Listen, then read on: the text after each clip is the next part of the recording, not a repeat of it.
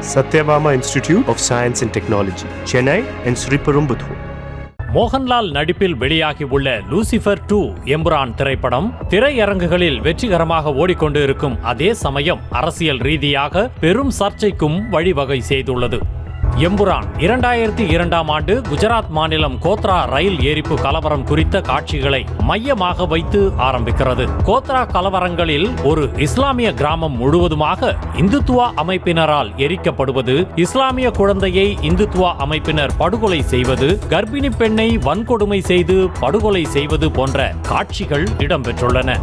மேலும் மத்திய அரசின் விசாரணை அமைப்புகள் ஒருதலை பட்சமாக செயல்படுகிறது போன்ற அரசியல் ரீதியான காட்சிகளும், தற்போதைய அரசியல் சூழலில் நிகழும் பல்வேறு நிகழ்வுகளை பிரதிபலிக்கும் பல்வேறு காட்சிகளும் மற்றும் வசனங்களும் இத்திரைப்படத்தில் இடம்பெற்றுள்ளதால் அரசியல் களத்தில் எம்புரான் திரைப்படம் பல்வேறு விவாதங்களுக்கு வழிவகை செய்துள்ளது. எம்புரான் திரைப்படத்தில் காட்சிப்படுத்தப்பட்டுள்ள இந்து முஸ்லிம் இடையேயான கலவரம் கோத்ரா கலவரத்தின் தன்மையை வெளிப்படுத்துவதாகவும், கேரளாவை பிளந்து அதன் முக்கியமான கடற்கரை மற்றும் துறைமுகங்களை கட்டுப்படுத்தும் சங் பரிவார் அஜெண்டாவை வெளிச்சத்திற்கு கொண்டு வந்துள்ளது என கேரள காங்கிரஸ் தனது அதிகாரப்பூர்வமான எக்ஸ் பக்கத்தில் பதிவிட்டு திரைப்படத்திற்கு ஆதரவு தெரிவித்துள்ளது.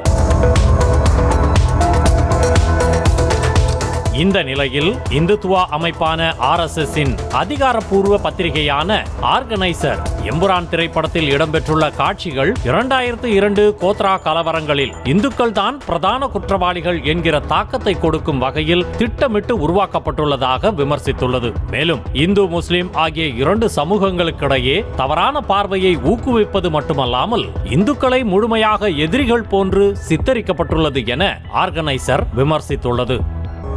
எம்புரான் ஒரு சாதாரண திரைப்படம் இல்லை என்றும், இந்து விரோதம் பாஜக விரோத கருத்துக்களை பரப்புவதற்கான ஒரு கருவியாக செயல்படுகிறது என்றும் RSS தரப்பில் தெரிவிக்கப்பட்டுள்ளது. ஏற்கனவே பிளவுபட்டுள்ள இந்தியாவை மேலும் துண்டு துண்டாக பிளக்கும் அபாயத்தை இதுபோன்ற திரைப்படங்கள் ஏற்படுத்துவதாக விமர்சிக்கப்பட்டுள்ளது. சினிமா ஒரு பொழுதுபோக்கு ஊடகமாகவே இருக்க வேண்டும் என்றும், அரசியல் கருத்துக்களை வெளிப்படுத்தும் ஆயுதமாகவோ கருவியாகவோ பயன்படுத்தக்கூடாது என்ற கருத்துக்களை தொடர்ந்து RSS மற்றும் இந்துத்துவா அமைப்பினர் தெரிவித்து வரும் அதே சமயம் திரைப்படங்கள் மூலமாகத்தான் சமூக மாற்றம் மற்றும் மறைக்கப்பட்ட வரலாறுகள் வெளிச்சத்திற்கு வந்தது என்ற வாதங்களும் எழுப்பப்படுகிறது.